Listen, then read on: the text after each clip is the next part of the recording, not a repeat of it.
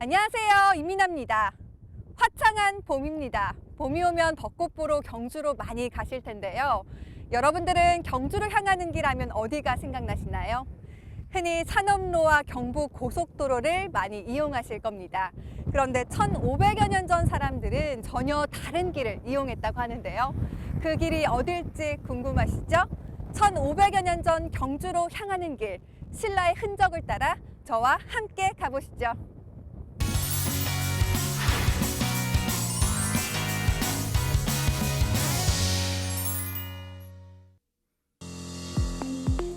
맑은 하늘에 따스한 봄 햇살이 내리쬐는 태화강. 강 주변의 푸릇푸릇한 풀들을 보니 봄 기운이 물씬 느껴집니다.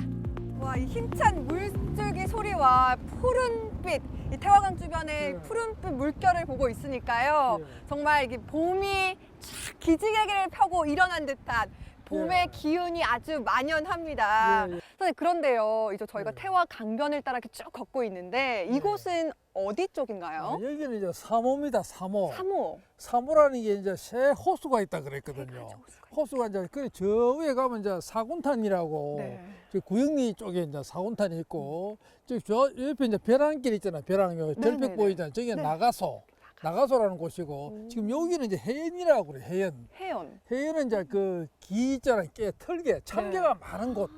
그래서 해연인데. 흐르는 물소리에서 강한 생명력이 느껴지시나요? 중구와 남구를 연결하는 태화강 징검다리. 1500여 년 전에도 이곳은 신라인들에게 아주 중요한 길목이었습니다.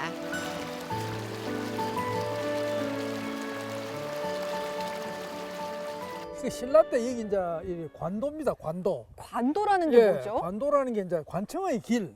그 이제 길. 왕이라든지 뭐 관리들이 내왕하던 길이 바로 요 길입니다. 여기 옛날에 징검다리가 있고 그랬는데 지금 다리 있잖아요, 그죠? 그래 저쪽으로 올라가면 이제 척과천. 척과천을 따라 쭉 올라가면 이제 그 관문리를 지나가지고 그 서라벌로 갑니다. 그래서 그 옛날에는 여기에 굉장히 사람들이 많이 다녔어요. 그래 신라에 56명 왕이 있는데 그 중에 거의 절반 이상이 여기로 한 번은 다 왔다 갔던 길입니다. 어떻게 그걸 아느냐 하면 지금 저기 가면 구라라고 있습니다. 구라. 저 구라화 촌이거든요. 저게 이제 옛날에 하곡현청이 있습니다. 하곡현. 그게 뭐예요? 그게 이제 옛날에 그 신라 때 구라와 현인데 그걸 경등왕이 하곡현으로 이름을 바꿨어요. 그 바로 그 현청 현감이 있던 곳이 바로 저기 있거든요.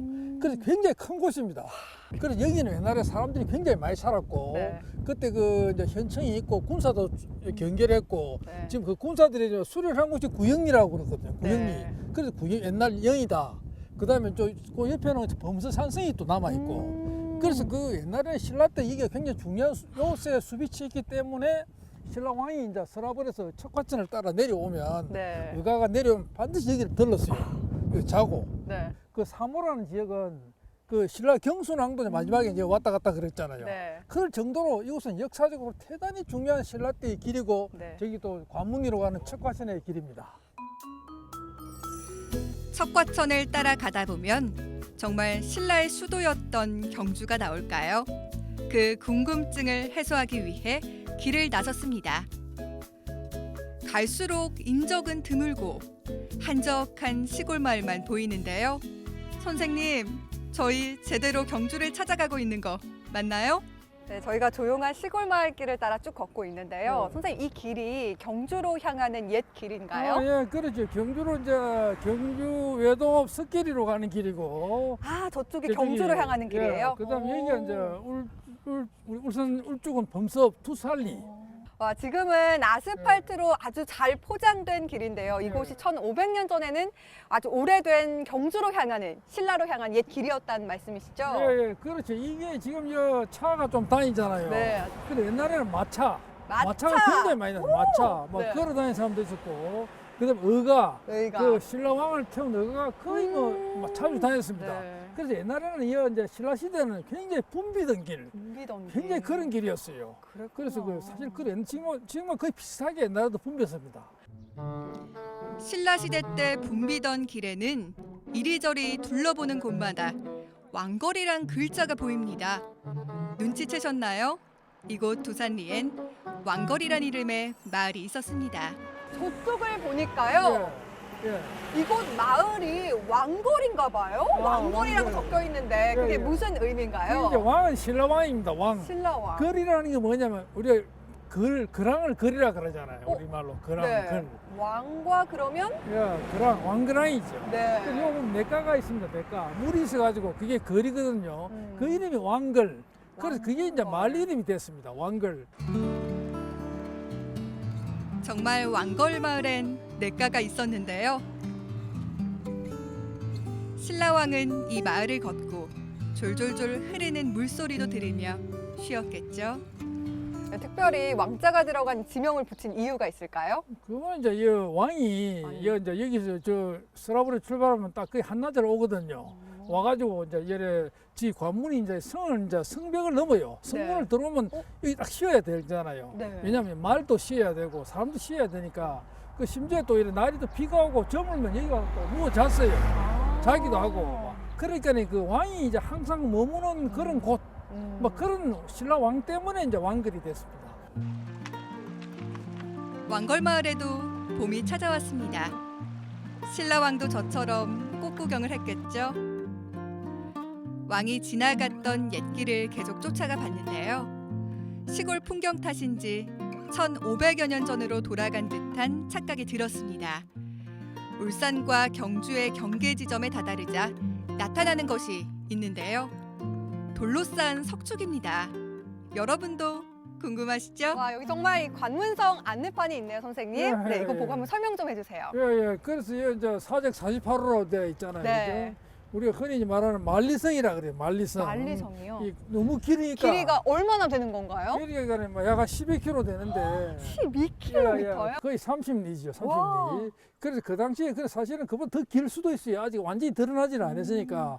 그 현재 우리가 쓰는 위치는 이제 바로 요 관문이 마을인데 여기죠. 네.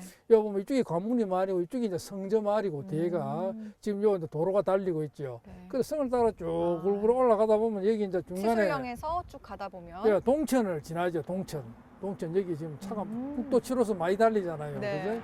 그 여기 지나서 건너서 그다음 여기 이제 그 말하자면 우리가 기박산성 있는 기박산성. 그 동대산 쪽으로 네. 산을 올라가는 겁니다. 네. 그래서 보면 이제 여기 이제 기박산성이잖아요. 그래서 그 시작해가지고 쭉 내려오는데 와. 이 성이 이제 그 당시에 굉장히 중요한 성인 게 4만 명을 동원해가지고 그 성덕왕 때 만들었다 그러거든요. 아. 그 지은 성인데 그 거의 아마 수십 개 고을에 아마 사람들이 동원이 됐을 겁니다. 네. 그럴 정도로 굉장히 그 중요한 성이고 또 공사가 쉽지도 않았고 뭐 네. 그런 역사가 있습니다. 1500여 년 전 신라의 수도로 들어가는 관문이었던 관문성. 남은 흔적들을 살펴봤을 때 그 규모가 어마어마했을 것 같은데요. 경주와 울산의 경계가 되는 이곳에 이런 규모의 성을 쌓은 이유가 있습니다. 그런데 왜 이곳 경주와 울산 네. 사이에 관문성을 만들었을까요? 그래 이게 이제 대단히 중요한 성인데 왜냐하면 첫째가 이제 왜구를 막는다. 왜냐하면 이쪽이 이제 울산 쪽에 왜구 항상 들어왔거든요. 네. 그래서 이게 울산에 이제 서랍으로 보면 동면입니다.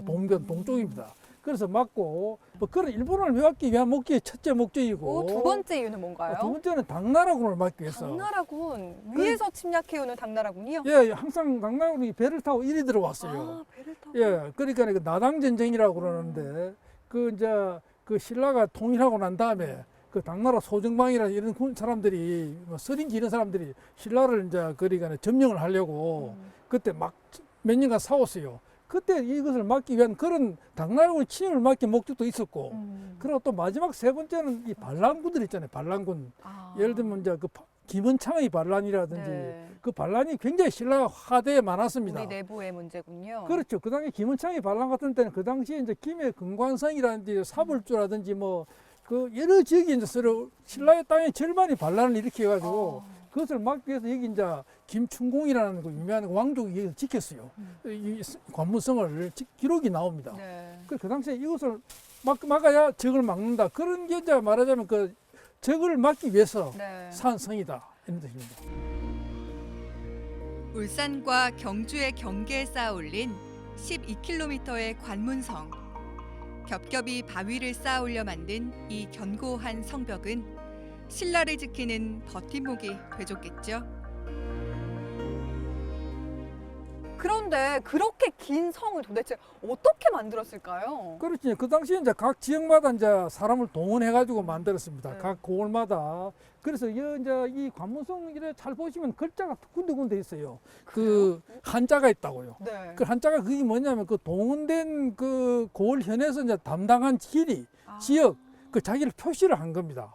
그래서 그게 이제 굉장히 중요한 부분인데. 와, 그런 우리 흔적이 아직 신라사에- 남아 있는 곳이 예. 있나 봐요. 그래서 이게 이제 요거는 이제 관문성 관문성? 축성 9년인데 네. 여기 글자가 나왔어요. 보면 그 골고 그 칠산 뭐 쪽일이 나오죠. 네. 골고라는 건 마산입니다. 골포현 네. 마산이고 당시 지명인가 보네요. 그다음에 압탁은 암양군 이건 경산이고 금경은 이제 경주 또는 김해라 그러죠. 금광경이 김해니까. 그다음 태화는 어디냐? 태화는 포항입니다. 흥해고 서량군은 어디냐? 생서량군 울주입니다. 네. 그래서 이런 게 글자가 이래 쭉 나와요. 여기 뭐 주로 현재 여기는 글자가 안 보이는데 네. 저쪽 동쪽에 가면 그 관무성 이래 이제 그 고산 골 이름이 쭉 나오기 때문에. 그렇네요. 당시 확인이 경상도 사람들이 거의 대부분 동원이 될 정도로 예. 예, 관문성이 그만큼 중요했다는 말씀이시죠. 예, 예, 그래서 예. 그 기간도 꽤나 걸렸을 것 같은데요. 그렇죠. 그러니까 거의 뭐 4만 명이 이제 동원됐으니까 그 사람 식량도 이제 먹어야 되고 하니까 아마 주로 성은 겨울에 사요. 왜냐하면 여름 이제 농번기에는 살 수가 없어요. 아마. 다들 바쁘니까요. 그렇죠.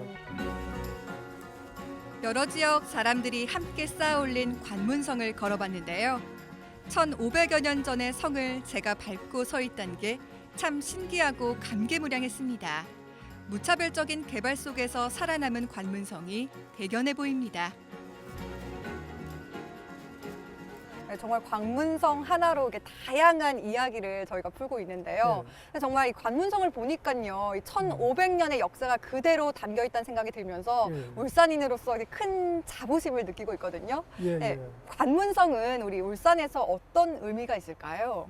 예, 관문성은 대단히 중요한 의미가 있습니다. 우리가 신라사를 규명하는 데서 가지고 관문성만큼 중요한 것이 없다. 왜냐하면 신라의 그 13개 성이 서라벌 주변에 있지만 이 성이야말로 우리가 참 그 담겨 있는 역사는 아주 무궁무진하고 굉장히 중요하고 그래서 우리 울산 시민들이 이 관문성은 울산의 성이다.